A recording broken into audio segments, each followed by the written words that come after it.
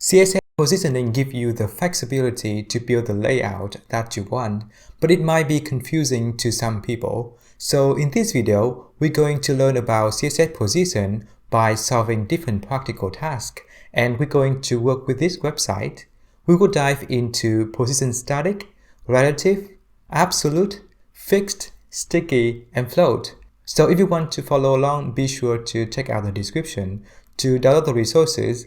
Otherwise, if you're ready, let's get started. If you download and open the resource, you could find two files, index.html and style.css. In the index.html, you could find the content that we will be working with. And in the style.css, you could find in total 5 tasks that we need to solve.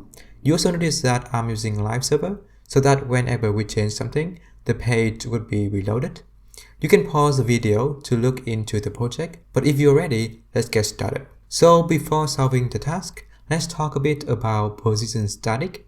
By default, every element have position equal to static, that they're going to be placed wherever you put it. They're going to be stacked on each other if they are blocked element, and they're going to be next to each other if they are inline element. And if you look over here, these two images are next to each other.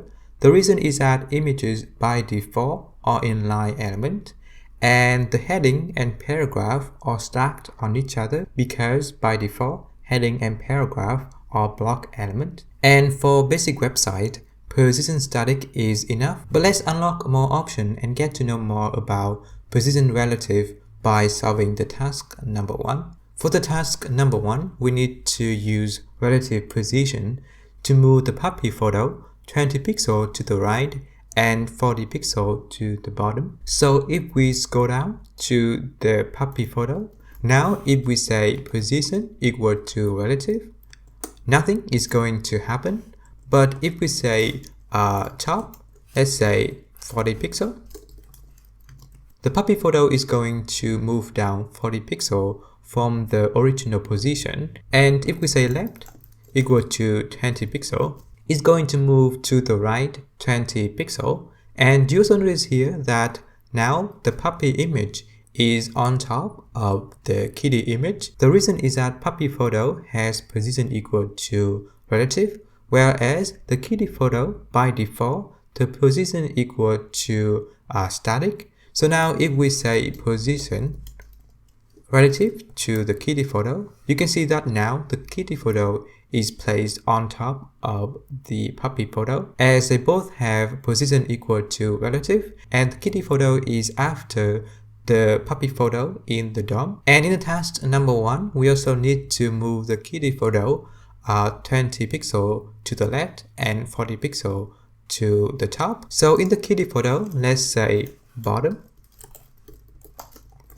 40 pixels to move the kitty photo 40 pixels to the top, and right 20 pixels to move the kitty photo 20 pixels to the left. And you notice here that even though we use position relative to change the position of the puppy and the kitty photo, but the parent element size does not change. So to compensate for the spaces that now the image is now taking, we can go to the photo and give it some padding. Let's say top and bottom equal to 40 pixels and left and right equal to 0.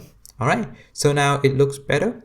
And in the task number 1, we also need to give the puppy photo a z-index equal to 1. And now if we scroll down to the puppy photo and give it z-index equal to 1, now the puppy photo is placed on top of the kitty photo. So now if we say the kitty photo have z-index equal to 2, the kitty photo is going to be placed on top of the puppy photo.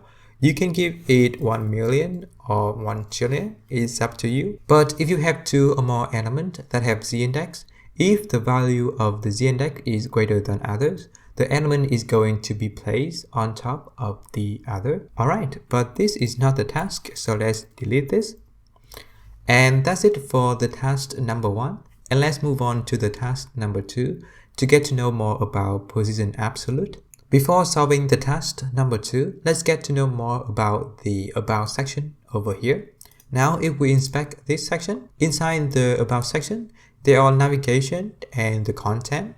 And inside the content, there is heading, image, and paragraphs. So if we go to the CSS and scroll down to the about content image, now if we give it position equal to absolute and top equal to 0, you can see that now the image is placed on top of the page. The reason is that by default, the element that has position equal to absolute is going to be placed relatively to the body element. So now if we say here, left equal to 0, the image is going to be placed on the top left corner of the body element, and we can also place it to the top right of the body element, and we can also give it some value, for example 20 pixel to the top and 20 pixel to the right. And now if we give the about content some position that different from static, so for example relative, the image now is going to be placed on the top right corner of the about content. And now if we remove this position relative in the about content and put it inside the about section, the image is going to be placed on the top right corner of the about section. So now you can see that if we use position absolute, the element is going to look up for the parent element that has position value different from static. In the example, we set it to be about content or the about section, and by default it's going to be the body element. Now you can see that position absolute is used for element that you don't want them to interact with other element in the document flow. But this example is not really practical, so let's delete this and here as well. And let's move on to solving the task number 2. In the task number 2, we need to use position absolute to align the close button to the top right corner of the privacy pop-up. So if we scroll down to the bottom of the page, we can see the privacy pop-up over here. And our job is to place this close button to the top right corner of the privacy pop-up over here. So if we scroll down to the privacy pop-up close button and use position, let's say absolute, and let's give it top equal to 12 pixel and the right value to be 12 pixel. And now we don't see it anymore. In order to make it relative to the pop-up, we need to give the pop-up position equal to relative. Now you can see that the close button is placed on the top right corner of the privacy pop-up. So that concludes the task number 2 and position absolute.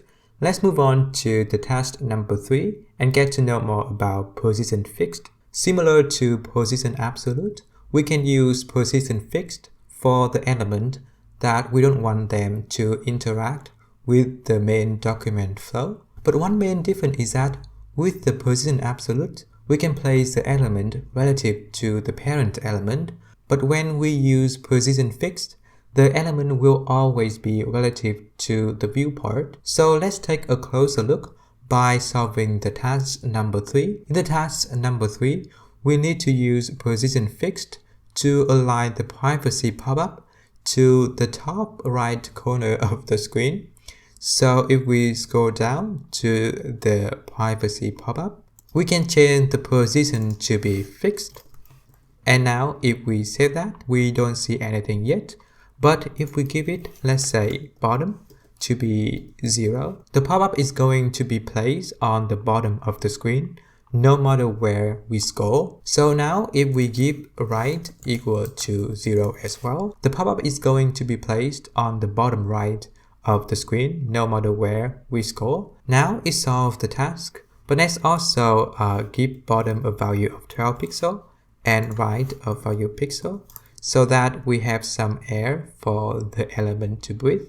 Alright, so that's it for the task number 3. You can see that position fixed is useful when it comes to styling the pop-up or the model Alright, so let's move on to the task number 4 and get to know more about Position Sticky. For the task number 4, we need to use Position Sticky to keep the navigation stay on top even when the user scrolls. So in the navigation, now if we give it position equal to sticky, nothing yet to happen. But now if we give it a top value equal to 0, now if we scroll, the navigation is always stay on top. And you also notice that the photos now are above the navigation. So let's give it a z-index equal to 2. Alright, so that fixes the issue and solve the task number 4. But let's try to change it to be fixed position to see what is the difference between fixed and sticky. Now the navigation have position equal to be fixed. It's still going to stay on top of the screen no matter where we scroll, and it does not take any space. Whereas if we change it to be sticky, the navigation is going to take space, similar when it has position equal to static. But with position sticky, we can define the offset when it's stick, in our case 0. And to get to know more about position sticky, let's move on to the next step in the task number 4. In the task number 4, we also need to use position sticky in the about section to keep the side navigation at the same place when the user scrolls within the parent element. So let's go down to the about section navigation, and let's first ask the position to be sticky, and let's give it top equal to 0. Now if we scroll down to the about section, you can see that now the side navigation is sticking to the top, similarly to the main navigation, but now it is overlapping. So let's add some value to the top. So let's say 16 pixels here. So now you can see that the side navigation is sticking to the top with the offset equal to 60 pixels. You also notice here that if we scroll out of the about section, the navigation is still staying inside the about section, and it's only sticking when we hit the about section. Alright, so that concludes the task number 4 and position sticky. Let's move on to the last task and get to know a bit about float. In the task number 5, we need to use float to wrap the paragraph around the image in the about section. So if we scroll down to the about content image, and if we say here, for example, float left, and if we save that, you can see here now the paragraphs are wrapping around the image, but it does not happen to the heading. The reason is that it only wraps if the element is after the image. So if we go to the index.html, and if we go to the about content and move the heading after the image, you can see now the heading and the paragraph are now wrapping around the image. And for the task number 5, we need to align the image to the right. So instead of float left, let's say float right. And if we save that, you can see now the image is now floating to the right. And let's also add some margin left equal to 8 pixels and margin bottom to be 8 pixels to give the image some air to breathe. And that concludes the task number 5. Let's summarize what we have learned. First, we learned that every element by default has position equal to static, that they're going to be placed wherever you put it. The second topic that we covered is relative positioning. In the example, we use it to move the puppy photo and the kitty photo from the original position, and we also use the z-index to place the puppy photo above the kitty photo. And the third topic that we cover is absolute positioning. In the example, we use it to place the close button inside the privacy pop-up in the top right corner. And absolute positioning is used for elements that you don't want them to mess up with the document flow. And the next topic that we covered is fixed positioning. Similar to the absolute positioning, fixed positioning is also used for elements that you don't want them to mess up with the document flow. But different from absolute positioning, fixed positioning is always relative to the viewport. We also got to know about sticky positioning. In the example, we use position sticky to make the navigation always stay on top, no matter where the user scrolls. And we also use it in the About section that we make the side navigation stick to the top whenever users scroll to the About section. And lastly, we use flow to make the paragraph and heading wrap around the image in the About section. Alright, so that's it for the video. I hope you enjoyed the video. If you haven't yet, subscribe to the channel and check out devchallenges.io for more tutorials. Otherwise, happy coding and see you in the next video. Bye!